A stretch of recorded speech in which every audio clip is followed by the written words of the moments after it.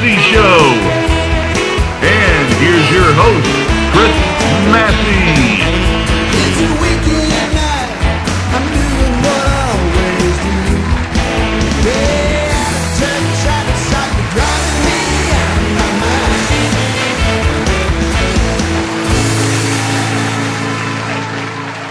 Hey everybody, I'm Chris Massey, and welcome to the Chris Massey Music Show here on the American Hearts Radio Network. We're coming to you live tonight from our studio here in downtown Atlanta. And tonight is episode 11 of season 3 and the 49th episode of the Chris Massey Music Show. We are glad you are all with us here tonight. Of course, I am joined by my partner in crime, my engineer, Mr. Al Burroughs. Al, how are you, my friend? Good, man. I'm good. So you survived the election. You're all in one piece, and I'm still trying to get off the values. nobody had to talk you off the ledge or anything like that. Oh man. Well, life is interesting. That's right. That's right. Speaking of interesting, why don't we just get right to it? Get right to it. All right. Okay. In true Chris Massey fashion. Well, unless you were in a coma for the past week, you know that last Tuesday, Donald J. Trump was elected the 45th President of the United States of America. He will be inaugurated this coming January. Now, I've got to tell you, the last time I saw this many people get that excited about a pig winning something, I was at the Iowa State Fair. You know, I mean, what exactly are you people celebrating? Are you celebrating that Hillary didn't win? That I can almost understand. But are you celebrating that Donald Trump won? Really? Let me give you a little news flash. This guy is not a Democrat.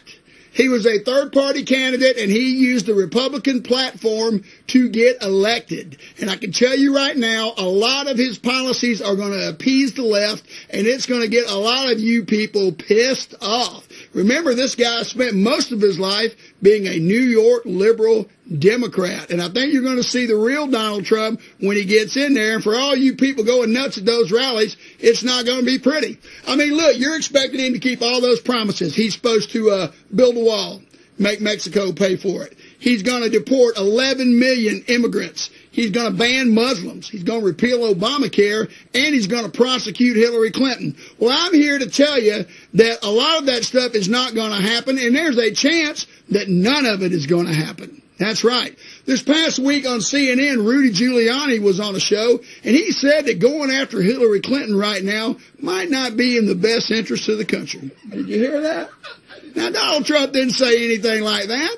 And then when he was on 60 Minutes talking about Obamacare, Donald Trump said that he is all for keeping intact the fact that if you have a pre-existing condition, that you can get insurance, and students up to the age of 26 living with their parents can be insured as well. Now, you won't find an economist that is a Republican, Democrat, or in the middle, or anywhere on this planet that doesn't agree that the only way insurance companies can afford to insure people with pre-existing conditions is to mandate that everybody has it. And Al, what's that called? One pair. Obamacare. That's what that is called. So anyway, listen, if you're a Democrat out there and you're down in the dumps, don't be. Let me tell you something. The country is changing, and don't you let a Republican tell you it's not. The Democrats won the popular vote the other night, and that is 6 out of the last 7 elections since 1992 that the majority of Americans that have voted Democrat. The Republicans have only been able to pull that off one time. Marijuana is now legal in 10 states. I don't smoke it, but I think it ought to be legal everywhere, if you ask me. Gay marriage is legal. Oh, and by the way, Donald Trump's for gay marriage. I just thought I'd throw that in there. Somebody needs to tell Mike Pence that, too. Anyway, and these young people, you can forget about it. Now, listen to this, Al. If millennials would have been the only people voting in that election the other night, Hillary Clinton would have won every state except North Dakota. Wow. And those millennials, we get new ones every day, and they're getting older, and they're becoming the generation. Yeah, we got the short end of the stick, but I kind of think that 4 years of Donald Trump is going to strengthen the Democratic Party. He's going to be too old to run when 2020 gets here, and he brought in a vice president, the most unelectable vice president since Dan Quayle. So I think we're going to be looking good in 4 years. I really do. Now, on the 28th of November, our newly elected pig has to go to court to face fraud charges for his pig university. What a great day that is going to be in America. Our newly elected president facing fraud charges. But listen, I don't have anything against pigs. I like bacon. I like pork chops. I like barbecue. But I wouldn't want one as a pet. And last Tuesday night, the majority of Americans in this country voted and said they don't want one as a president. Okay, we got a great show tonight. I have got actress Sharon Blackwood from the movie Loving here. Stick around. It's going to be a good one. We'll be right back. Hey, I'm Leon Smoker. And I'm Rachel Jordan. And I'm Moses Moe from Mother's Finest. And you're watching the Chris Massey Music Show. Hey, man, you remember that time when you guys opened for Aerosmith? I do. Man, that was awesome. Boys got the drinks going round. I ain't got no worries and the work's all done, and I ain't going home. I'm having too much fun. I'm gonna build you a house. Right here. Our house.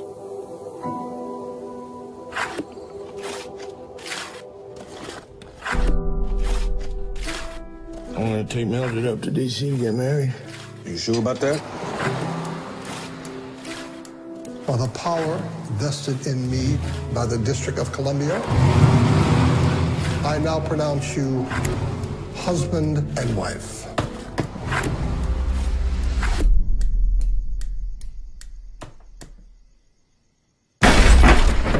In here? What you doing in bed with that woman? I'm his wife. That's no good here. Richard Perry Loving being a white person and Mildred Jeter being a colored person did unlawfully cohabitate as man and wife. Richard? I believe this is a battle that could go all the way to the Supreme Court. We ain't hurting anybody. The state of Virginia will argue that it is unfair to bring children of mixed race into the world. Tell that woman to come right here. I'm gonna raise my family here. I don't care what they do to us. Get Peggy inside! I can take care of you. I know that. I can take care of you.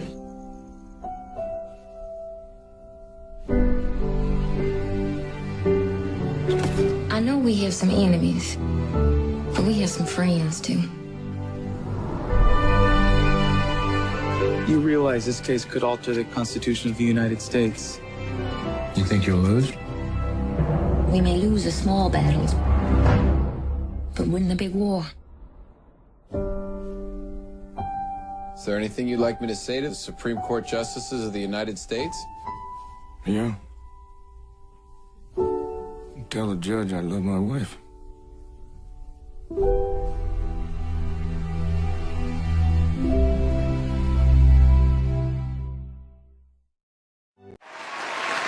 All right, you just watched the preview from the new Jeff Nichols movie, Loving. Now, Loving is the story of Richard Loving and Mildred Loving, a interracial couple living in Virginia in the late 1950s. They decided to get married. They had to go to Washington, D.C. to get married, and they came back to Virginia to live. The local authorities found out about it, and that is where the trouble starts in this film. Their case made it all the way to the Supreme Court, and it changed the Constitution of the United States. Film critic Roger Ebert, who gave this film a stunning review, eloquently put it, Richard and Mildred changed the world by merely falling in love. Now, the character Lola in this movie is Richard's mother, and it's a strong Southern woman who loves her son and her new daughter-in-law, but she also knows the realities too well that this interracial couple is going to face in the 1950s in Virginia. Now, the lady that played Lola is an actress that lives right here in the metro Atlanta area. She's also been in movies like Sweet Home Alabama, Remember the Titans, and on episodes of the hit series The Office and other film credits that I do not have time to mention. Would you please welcome to the Chris Massey Music Show, actress Sharon Blackwood. Come on in, dear. Come on in. Have a seat. Oh, I'm good. Have a it. We are so happy that you are here with us.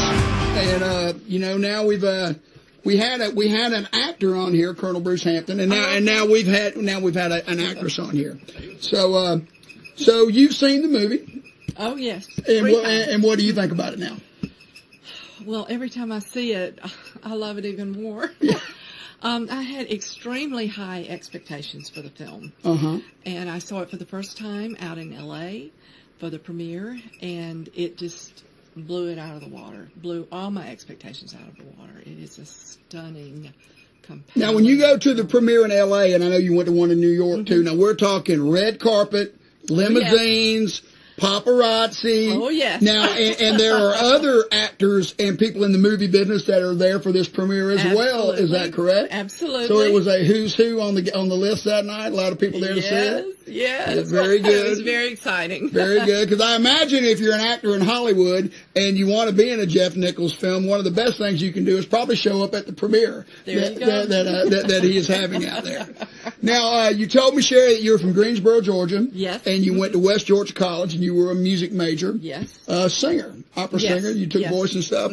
Now, you said there was when you got a little bit interested in acting. Why don't you tell me a little bit about how that all came about? Well, I was teaching here in Atlanta at a studio, and the studio also, the owner of the studio taught acting, so I started taking acting classes and really loved it, and was really doing it to enhance the opera. Okay. And then I just, I fell in love with the acting too, and it's really interesting because instead of doing musical theater, I did opera and I did theater.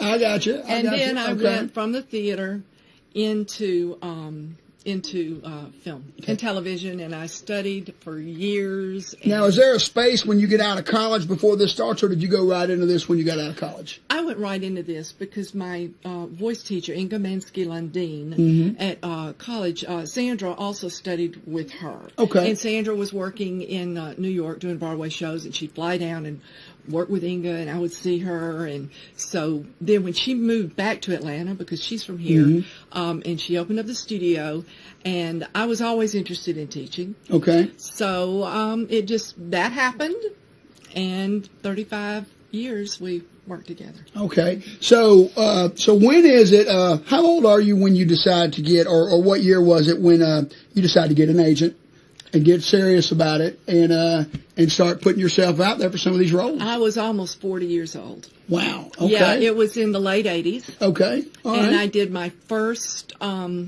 theatrical, I did the television series I'll Fly Away, which was filmed in Madison, Georgia. Okay. And I think I was like 40 when I did that.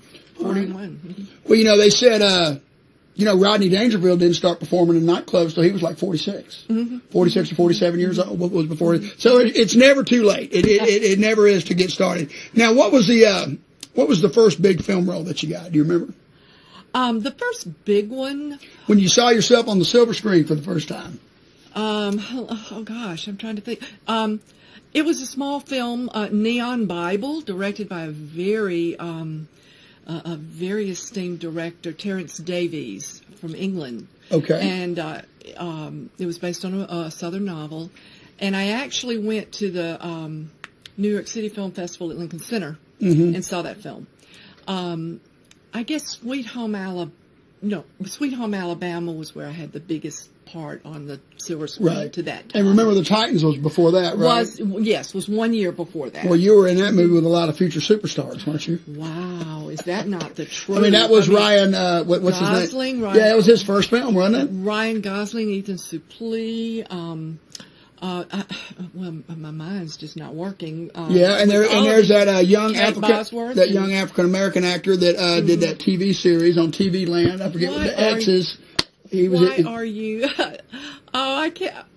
I can't remember. But there's a lot of them. It was a stepping stone for a lot of actors. Huge group of young actors. Now, you were telling me now that the way that you would go for an audition in the 1980s is completely different from the way you do it now. Yes. That now you don't stand in line for a reading or anything. You actually do a tape of yourself, and it's sent in to the casting director. Is that correct? Yes. Yes. Okay. The agent will, the casting director will notify the agent they've got certain parts or whatever, and they'll ask for you to submit a tape. Right. So then the agent does that, and we get what we call sides, which are a couple of 3 scenes. And Right. we'll put that on tape. And actually, there's another step there that's really incredible.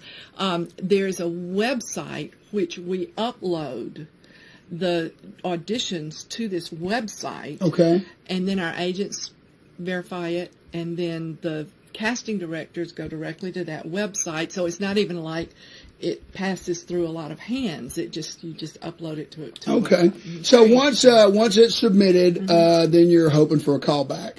And, Yes. and then when you get a Yes. callback, this is when you actually get in front of somebody. Is that correct? For film. For television, almost everything is cast off of the tape, which Is that I right? find unbelievable. Oh, okay.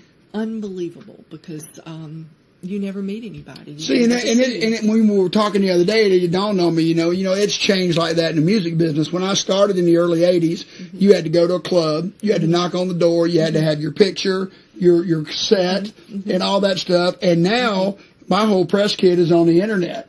And I just email it to them. We got videos, pictures, songs, the whole deal. And it really, it cuts down a lot of work. Yeah, a lot of work. So it's very, very different. It's very, very different. But for Loving, it was so exciting because I did get to go read for Jeff Nichols, who is just an astounding young man. I mean, he is what a talent. He studied film at North Carolina State, is that right? No, North Carolina School of the Arts. School of the Arts, okay. And as far as I'm concerned, he's the Mozart of film. He just knows what he wants.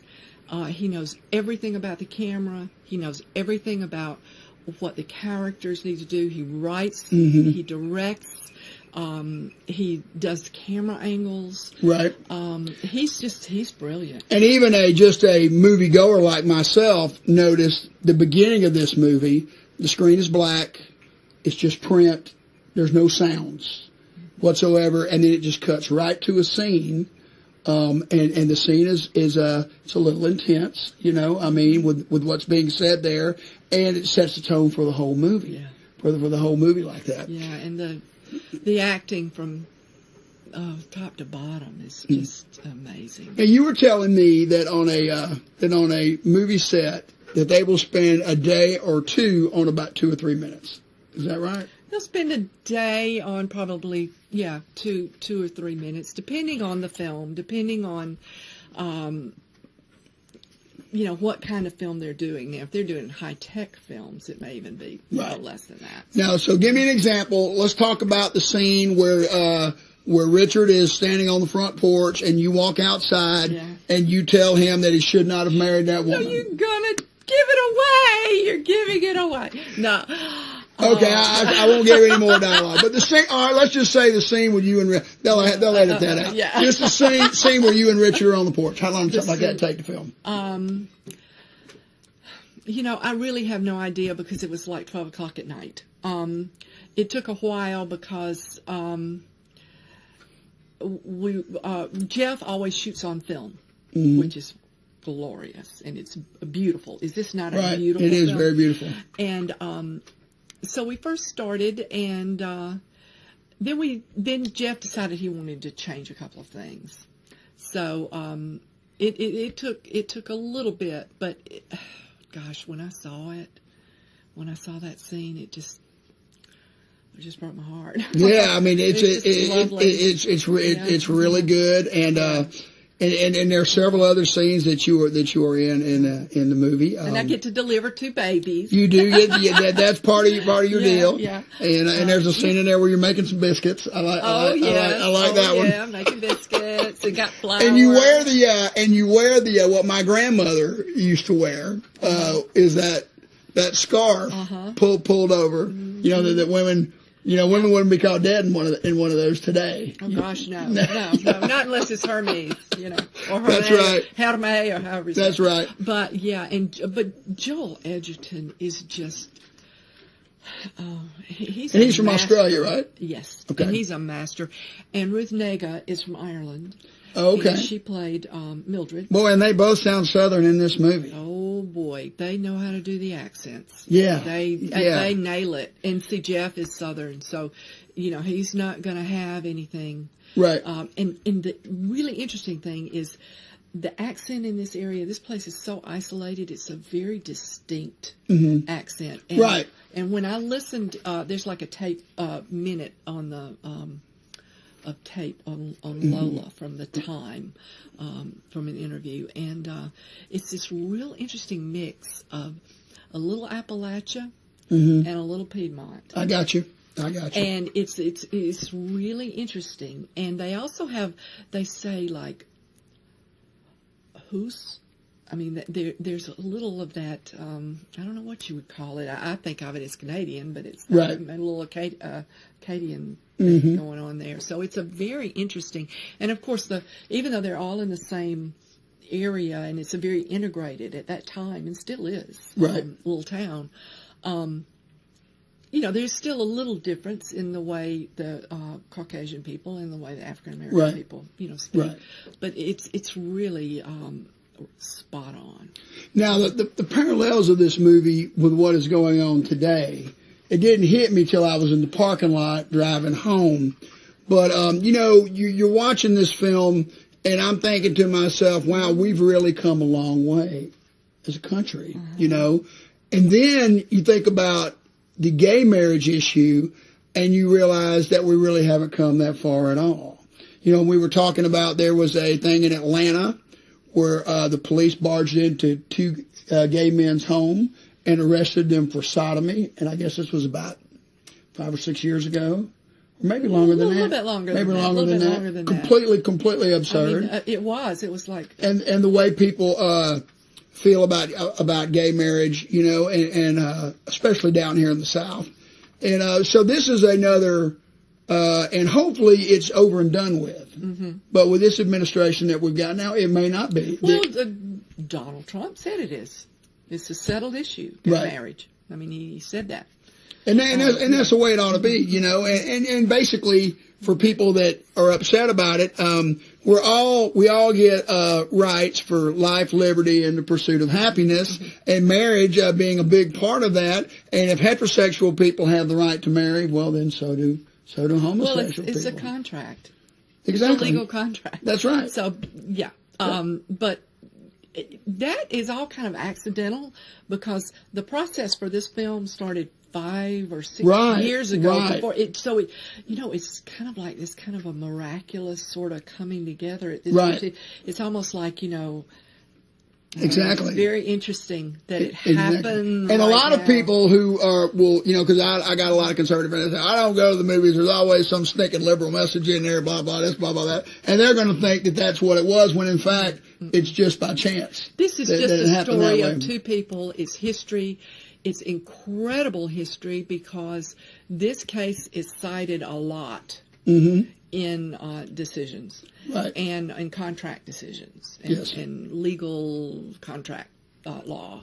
So, not just, gay marriage. And so this is a part of history that people need to know these things. Just like Hidden Figures is coming out later this year. And this is a part of history people need to know. They do. Now, one of the things I enjoy talking with you on the phone about is the misconception of doing any type of art is easy because it's fun, and I got, when I took my band on the road, at one time we played in Las Vegas and got done at 2 a.m. and packed up the van and drove all night to Denver and got there in time to get on stage and do a show there and then had to be in Wichita the next day. I can assure you it's not fun all the time, and acting certainly is hard work.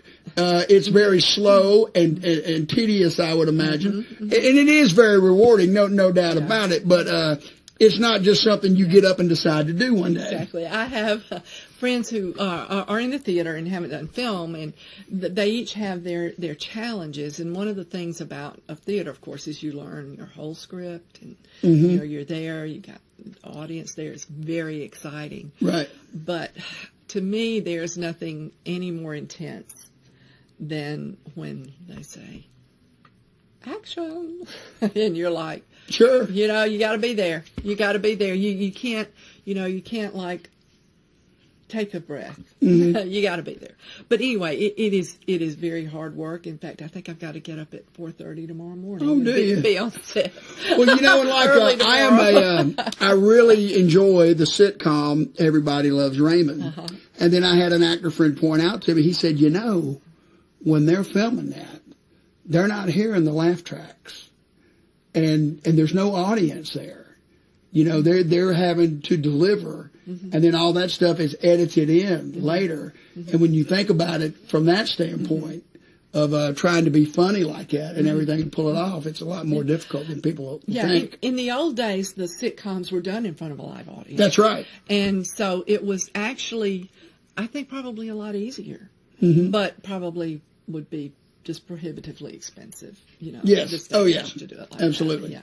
I've never been to a taping of a sitcom, so I don't know exactly how that works. Okay. But, well, I know here, there have been times here when the people from the network were up here, and we've had 25 people in here in the studio when I'm doing the show, and I always do my best work when there's a crowd in here. Play into the crowd, right? Exactly. Yeah, well, we played at the, second AD and and grips and the electrics and.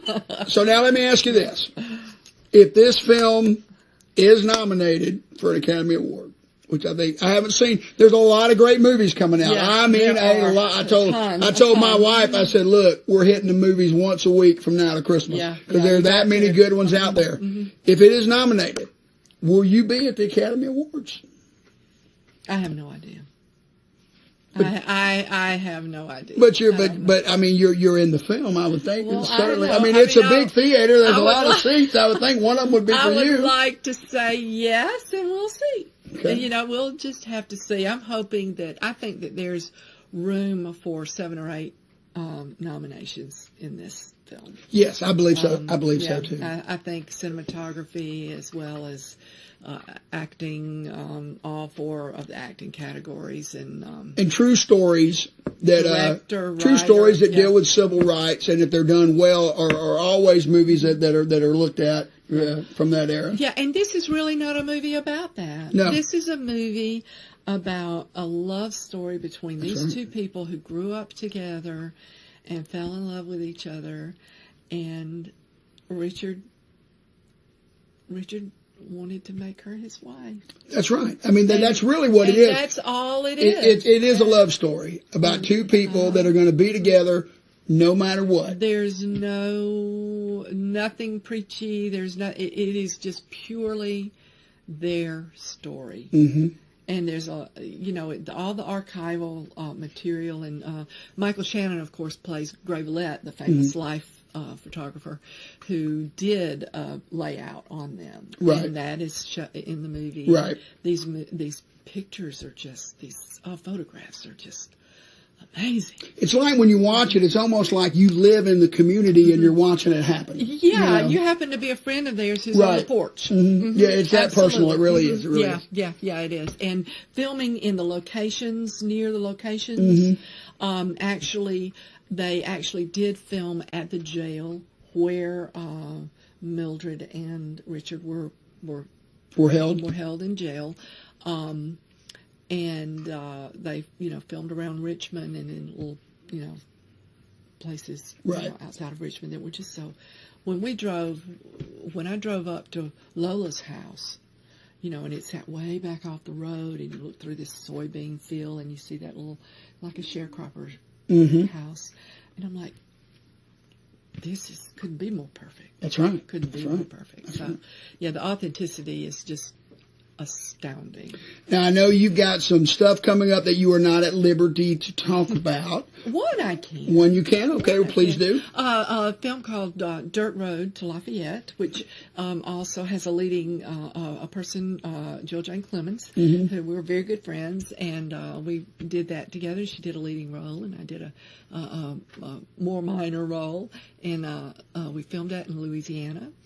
And hopefully it's a Scottish production company, so hopefully that will be coming out sometime maybe the latter part of the year. And then I'm working on a Netflix series. That I really wow. How exciting. Talk a new Netflix series with two incredible stars that is Well, really we'll be looking for that, and you'll have to come back and see us again. Yes, sir. Absolutely. All right, Sharon Blackwood from the movie Loving Everybody. We'll be right back.